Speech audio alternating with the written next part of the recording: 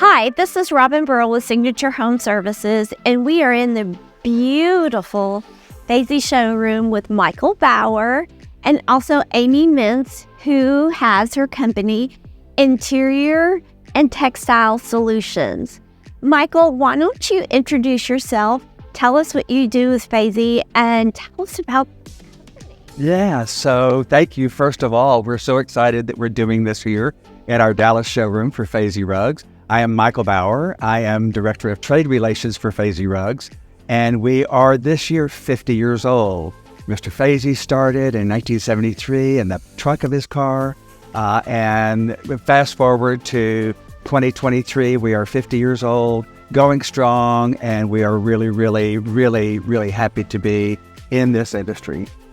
Yes, and you can tell by the beautiful rugs that y'all create and have for designers to purchase. Yeah, the interior design was our first buyer. So we really focus on the design community as well. You know me quite well, and Amy does too. The interior design community is a very important part of our industry. It is a very strong part, and our sales really depend on the design community. So, Amy, I know you are my go-to, just like the other day when I had my little problem at my house. So tell us about your company and what you do. Well, again, my name is Amy Mintz, and I'm the owner of Interior and Textile Solutions. And we do a fabric protection to area rugs and upholstery, and we also offer indoor air quality solutions as well. And so I protect anything you sit, stand, or walk on, and we preserve your fine furnishings from everyday living. And that's basically what I do. Yes, and I am so thankful that she had preserved my furniture when my little oops happened. So, now, Michael, what I would like to tell you, we've got these beautiful rugs here, and of course, I gravitate always to the pink color. Absolutely. But there's also the blues. But and I see these beautiful rugs and these beautiful rugs. Tell us what the differences are. I know you had said that these are machine stitched. What does this mean for me? So what it means is we have different levels of what we call our lifestyles selection. Lifestyles also include not only machine made. By the way, we are the only U.S. company to have our own factory in Turkey. So we are able to manipulate what happens in our factory and create our own designs, which is a big deal instead of having to source from other manufacturers. So what that basically means when you're looking at a hand-tufted rug, it's kind of a latch and hook. You know what? I'm not sure if... So you actually have people that are in... There are people that sit and actually latch and hook these rugs. Where this is all done, the krill is set in the machine, and where you can run several hundred rugs a day in machine. It takes about 3 months to get this done because we have people actually latching and hooking and doing that all through. Once they put through, then they shave it, then they go back and they put the glue on, then they come back and they carve and do whatever texture needs to be done, then they back it with a canvas. So you've got a bunch of different ways to make rugs. We even have hand knotted rugs. The larger the knot, the less expensive and the less time it takes. The smaller the knot could take up to a year to create. So it really depends on what you're looking for, and it does matter on that price. So in a price point in our lifestyle rugs, which is a machine made and hand tufted, your price point is going to be lower than a hand knotted because of the length of time, those kinds of things. Also, depends on the actual textile itself, the yarn itself, whether it's wool, whether it is polyester, polypropylene. We use a viscose, but now we've taken away our 100% viscose rugs. There's a very difficult times to really clean those. There are people now that know how to clean. And of course, Amy can actually clean and protect those rugs, which is really amazing. But when you have those, we now blend our viscose with wools and polys so that it brings on that, it takes that property of a wool or the other yarn, so the viscose is easier to take care of. So when Michael is talking about a viscose takes on the properties of silk. And silk is very shiny. super duper pretty, but it's not the best option for rugs, especially ones that you're going to walk on a lot. So, the manufacturers came up with this man-made product. And interrupt me if I'm sick. Oh, is it? Okay. It's actually bamboo. Okay. Yeah, so it is a natural product. And it's just the process of creating that yarn and making that yarn is what changes it and gives it that really beautiful shine. But I know from Amy, it's not the easiest thing to clean. And why don't you tell us about that? And tell us about, Michael, what's this rug right here in front of us? This is this made out a rug. And what's this made out of? This is made out of wool and viscose. You can see, when you look at the light, you can see there are wool and viscose properties here. Okay. You see when it gets a little shiny, that's the viscose that you're seeing. So this rug mainly is wool. You can see the texture here as you look through here, and then when you see this shine, like here in this purple, there is your viscose, and then what happens here is that is allowed to make this beautiful colors, and those colors are more vibrant. Okay. So, Amy, is wool... I know wool is easier to clean than viscose, but let's say this was an all wool rug.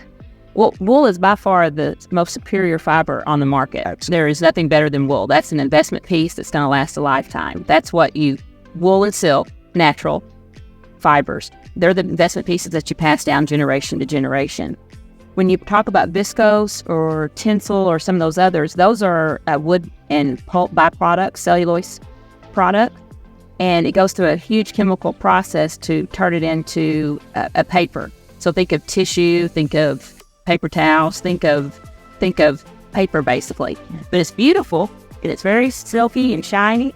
The problem is it's not been on the market that long, and we're just now getting cleaners that are trained properly. You have to learn to reset the pile, and we've been doing that in silk for many years, but we're also having to do that with viscose. Viscose is just harder to spot clean than it is like this wool. This is wool right here. Doesn't crush. It's very durable and can stand up to a lot of traffic. I mean, you can go into homes that had wool put in the 60s that are still there. Yeah, one of the things about wool, there's different wools. Of course, you can have a New Zealand wool, which is going to be softer and shinier because it has more lanolin. When you get into, and because it's cooler, it's up in the mountains, it's cooler, so those fibers are a little bit longer. When you get to India and you use that wool in India, that wool it's very dry, very hot there. So it really is the fibers are not as long and it's not as soft and silky. So let's say I am, I've got the kids and the dogs and, everybody's always at our house and we entertain a lot. What would be the best type of rugs for my home that's low maintenance, that, I want it to look nice, but again, I don't want to have to worry if somebody comes in and spills something on it. What type of rug would I look for? Well, like Amy said, wool is going to be your best bet. It practically is basically stain resistant. So that is really a great rug to always have no matter what. That being said, if you want to bring your cost down, go into a machine made with a polyester and polypropylene that can be washed off, easily hung up and dried. It's an easier way to clean. You never want to use cleaners like Resolve and all those others. You want to make sure that you're using just basically a tepid water with a little Dawn or a little dishwashing liquid in there. And you always pat, you never rub, because the minute you start rubbing that, then you're going to start tearing those fibers apart. Am I right about that, Amy? Yeah, so that's kind of one of those things. I would say in your application, you would probably choose either a wool or a poly for sure in that, and keep away from other viscose. That being said, we do have a rug here that is an amazing rug, and it is polyester and viscose, and it is very, very high end. It is an amazing rug. It resists those stains. It is really, really cool. It's a 2 million point, which means that needle hits that canvas 2 million times per square meter. Okay. So we have that for you. So it just depends on where you want to put it. If you're going to use viscose, then you want to put that in. You're not going to wear your silk dress out to jog, right? So you want to make sure you put that somewhere is a very low traffic and leave the polys and the wools into your high traffic area. So that would be, say, for me, when, there's no kids anymore and I don't have any pets, and I maybe in my, bedroom where nobody comes in. Absolutely. That'd be a great application for a rug with the viscose and a lot of times silks. Because we understand viscose, we just use a lot of blends. Like you said, the wool, the poly, acrylic, and viscose blend. This is a blend right here. So you're only going to see the viscose in some of the shinier areas. Okay. And not really, we're walking on this rug, but this is the traffic pattern right here. Right. Basically. So you can have viscose for visual appearance to be really pretty. You just want to keep that in a small area or under the table or somewhere like that to keep it off the traffic. Yeah, and for instance, this rug right here has been on this floor for 6 months. And it's high traffic, and you can see it's in terrific shape. Yeah. And the same way with these. These have been out for a while now, too. And you said these are all machine made. And I see that, like, this one has lots of texture, and in this one as well. So the machine makes this, correct? That's correct. That is correct. So this one is polyester to polypropylene. So you'll be able to feel how soft that is. Do you feel the texture is really, really soft? Wonderful. Yeah, really soft. And it is machine made. You can tell with the serging on the side. If you're looking at a hand knotted rug, you're going to see it. Right, serging like, on the side. okay. That's a hand tucked it. So okay. That's rolled under there. Okay. So you can have that really clean edge on there. To the untrained eye, a lot of people will think this is a viscose rug, but it's polyester. Polyester is coming in and taking over viscose. Absolutely. And it's really, really wearable textile. Absolutely. So then, for the homeowners that don't know about the differences, because I'm getting an education too, if we see that it's bound like this, it's probably either machine made, or I know there's custom rugs where you can have them made to a specific size, and it would be bound like this too in most instances. Right? That is correct. This is going to be a dead giveaway on a machine made. Okay. This serging. Okay.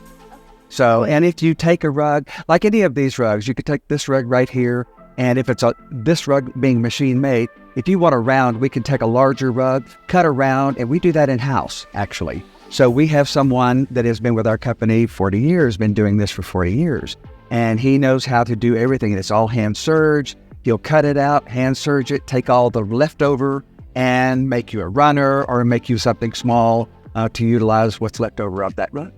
Okay, so we see these rugs here that have lots and lots of color, but now these rugs that are over here are a lot more texture.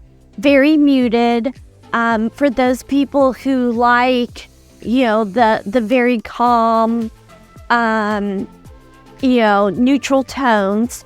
Explain what these rugs are, how they hold up, how they are to clean, why I would use these rugs and in what, applications. Well, I mean, Amy, you can speak to this too. This is kind of what we call our eyelash design. You can see how it was kind of eyelashy. Right? That's kind of what we call that. But this is a hand woven rug, and you can tell that it is hand woven. You can feel it. You can look at the back here and see that there is no canvas on the back of this rug. So this is not a hand tufted. If you're looking at a hand tufted, which is like that one we were just standing at, this is going to be covered in a canvas like this. Okay. So, and also too, the pattern on the back is a giveaway. It's the same pattern on the front. Absolutely. That's the way to tell a hand knotted rug. Okay, so this one... The eyelash is not, but you can turn this over and you can see it's the same here as it is right there. So then this rug will be a more expensive rug than a machine made. That is correct. Okay. That is correct. It is going to be a little more expensive. And we do that per square foot is basically how that gets priced. Okay. All right. And how are these to take care of, Amy? Well, it's wool, so they're much easier. But I will tell you, white is white. Light is light. And so you want to do everything you can to make the ease of use for your client so they can spot it themselves. Because you may have, it's easy to clean the polys and the wools outside, but you have to remove the furniture and take it outside. Right. So we want to have ease of use. That's what we always say. So Michael, right here, for example, if you have a spill right here, you don't want to clean the whole. You don't want to clean the whole rug. You just want to clean the spot. So we make it where you can spot the rug very easily. So this isn't a rug that you would necessarily want to have like in your breakfast nook with your table on it, and little kids that like. No, not for any other reason other than it's white. Right. But the fiber content is the best to have. Okay. As well, except for polyester or polypropylene, of course. Okay. That's easy too. But a lot of people do not want plastic or petroleum products in their home. Correct. Oh, I didn't think about that. Okay. So more sustainable. You know, it's very difficult in the rug industry to be sustainable until you get into the wools and the hand knotted. And those are turned down generation to generation and get traded in and those kinds of things. So they will last so long, like Amy said, then these are lifetime rugs. Also, too, you want to make sure that you're using a Wool Safe approved spotter on these. And if you do protect, which I highly recommend anything that's light or white, so I just protect everything because I want to make it easy to clean. You want to make sure it's a Wool Safe approved product. Okay. And then can I just run any old vacuum cleaner on the rugs, or do we need special vacuum cleaners? Absolutely not. We're all guilty of this because all of our vacuums come with a beater bar. We want to make sure that we disengage the beater bar. Make sure you buy a vacuum that you can stop the beater bar, because what happens is it's going to catch this little eyelash, and that's new to me today. Thank you very much. It's going to catch this eyelash, and it can pull that. Oh. And it'll pull it right out. Oh, so if you have cats with claws or even dogs, they could potentially pull too then. Well, sure, but they're just gonna not going to suck it all the way out. That's right. Like a vacuum would. And the best vacuum, because people ask me this all the time, is the one that you will actually use. If you buy those heavy duty ones that someone sells you door to door, they usually sit in the closet while you pull out the lightweight vacuum. So you want to buy a vacuum that you enjoy using. That's my tip. Yeah, you know, those Dysons and the Sharks, they're so powerful. You want to get one that's, I say go to Walmart and get a cheap vacuum cleaner, disengage that beater bar and use that on your rugs. Especially when you have a surge like this. You see this one is surged on the edge here. This is hand surge. Okay. What happens a lot of times is if you have a housekeeper or if you're doing it and you're running over the floor, you just run over that, it starts to tear up the surge on it too. So you want to lift that vacuum cleaner up and put it on top of your rug when you vacuum your rug. All right. And you want to vacuum your rugs at least at minimum once a week. Yeah. Okay. And then how often should you have them cleaned? Well, that depends on your lifestyle. The average family usually cleans about once every 3 years, but if you have 2 dogs, a cat, and 3 kids, I recommend every 12 months to 16. And we do that in-house as well. Okay. All right, great. Now, I see these rugs over here, and the ones right behind these 2 chairs are like shining. I see the shine in this to it. Yes. We all love viscose. Well, this one is, as a matter of fact, this particular rug is viscose and wool. You've got a blend. Okay. Well, there is a process for polyester when it heats up to a certain, and I'm trying to remember the name of that fiber, but when you heat it up, it will start to get shiny, and we do have some of those wet as well. You can see back in the back that shine will come up. It'll look like viscose, but it's really not. It's actually polyester. Very good. And what I love about this rug is the fact that wool gives that some structure and some strength, too, that it's not 100% viscose. Okay. And this is a blended wool viscose rug. So this is taking on the property of that wool is what's going to happen. Again, you want to make sure that this is not going on where there's Kool-Aid and Cheerios and red wine. That's not where you really want this rug. But at the same time, it is cleanable, it is treatable, and my suggestion, and Amy's too, I know, is to treat that rug before it ever hits your floor. Okay. Another thing is, if you're on a new build, you want to make sure your floor is cured before you start laying rugs and mats and all that stuff. And we'll get I into didn't that even here. think about that. So like if you're having new wood floors put down or you're having your floors refinished, first of all, that's a great time to send the rugs all out to be cleaned. Absolutely. But then when you come back, you need to make sure that the wood floors have cured long enough before you put the rugs back down. And I know from you, Michael, it's super important that you put a pad down under your rug. Needs a pad. Yeah, so don't ever put your rug just straight down. You always need a really good pad. And there's different ones. We have the little waffle pads, and then we have 2 different height piles of that. So it depends on your foot, how you want it to feel underfoot. Also, we have the felt pads, and we have 2 different textures of those too, a lightweight and a little heavier weight. And again, that's just to put the weight, and that's just for your foot, how you want that to feel underfoot. But what it does, when you put a pad, not only does it protect your floor, but it also protects the life of your rug. So as you're walking on that rug, it's a little more give, and you're not hitting that rug really, really hard with your shoes. Okay. Also too, on the pads, Michael, you want to make sure that they sell pet friendly. These felts that they talk about, Yep. they have a plastic coating on one side, and that in case anything falls through, it's not going onto your wood floor. That's correct. To stop it. Okay. Where the waffle wouldn't, but the other That felt no. Absolutely. And I know now that the outdoor rugs have become super duper popular. And there's some manufacturers that will say that the rugs are made for outdoors. But they also tell you when they get wet, you're supposed to hang them up and let them dry out. Otherwise, they'll get moldy. But I also know from talking to you, Michael, that there are rugs that you don't have to do that. Yeah, so we do have a rug and a line that is very open. It's a weave, very much like a jute.